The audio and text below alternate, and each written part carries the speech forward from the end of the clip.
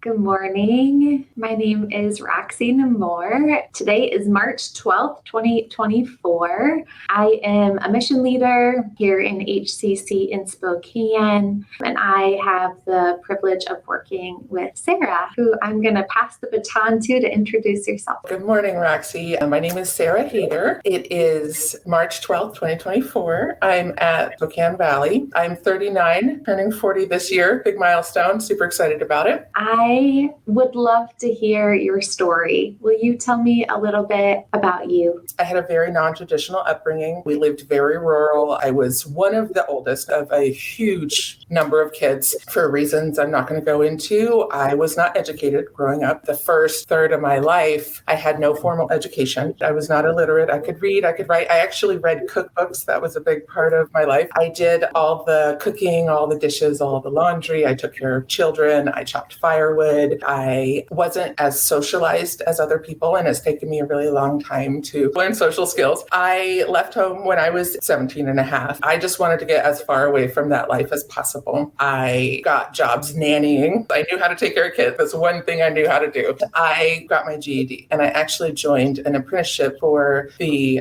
cement masons or concrete finisher union. Big swing, I know. But I knew how to work hard. You needed a GED and some form of transportation to join the concrete finishers. I'd saved up all of my pennies from my nannying, and I bought this little 4-wheel drive Toyota truck. It was a stick, and I didn't know how to drive a stick, and the guy I bought it from dropped it off, but he needed a ride home, and so he taught me how to drive a stick while I was driving him home. Like, good luck. It was fine. And then I got a job with Acme Concrete Paving. We built roads, airport runways. I worked on airports and Air Force bases, and I worked there for almost 10 years. By the age of 22, I was a foreman. I let go of being a leader. I just didn't feel ready after about 2 years. And then I was just a lead concrete finisher because I didn't have the maturity for the more stressful part of leadership. Moving on, I got pregnant with my son. My son's father was a precarious person as well. Before I had my son, I was very almost hard-hearted. And after I had my son, I felt like he just broke my heart open. I left that entire career. I moved back to the farm, and I lived on the farm with my son until he was school-aged. My son's father didn't stay in the picture. He struggled with serious addiction issues. We've never seen him since, but we pray for him and we love him from a distance. In the early spring of 2014, there was what they called a 100-year flood. And my house actually flooded. 90% of our belongings got ruined. I had my car, I had my bed, and I had our basic items. My son was 4. I decided to move to Spokane so that he could go to school. Then I chose to go to school as well. I had never been to school before except for getting the GED. It was terrifying. Finding housing was really difficult. I went back to the adult education center where I had gotten my GED and was like, tell me about this college thing. They directed me to college prep.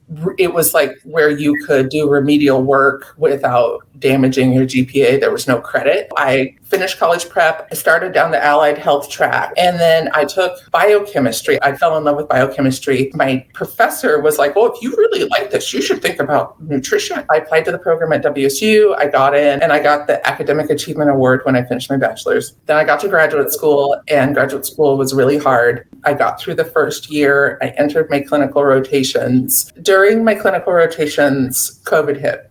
I was in the hospital when they shut everything down. I finished my graduate degree. It was just like closing my computer in a dark room in the basement of our apartment. Then I had to get a job. I took the first full-time job I was offered for Rockwood Retirement Community. It's a very affluent organization and not used to being around that much affluence. It's not where I came from. And so it was very uncomfortable for me. I did leave that job to go work at a skilled nursing rehab facility. And then I'm very good friends with some other caregivers here. There had been a job posted for a long time, and I hadn't applied for it, even though it kind of been nagging at me. I saw them all at a conference, and they were like, you should come work with us. They just seem so happy. And they are, because this place is so wonderful. When you say this place, what are you talking about? Providence Infusion and Pharmacy Services. Woo, woo. It's amazing. These people are just absolutely amazing. When I got the job offer, I accepted it immediately. I didn't even know how much they were going to pay me. didn't care. This is just such an amazing opportunity for me. Even if it doesn't work out, I'm going to learn so much. I've got to do this. I felt called to be a part of this organization. Yeah. I'm about 9 months into my first year journey. The first 3 months were just like, woo, honeymoon, this is amazing. I can't believe I get to do this. The team was so welcoming. People are just very kind here. And it's something that I deeply appreciate. I'm just so honored to be here. There's nowhere else I'd rather be.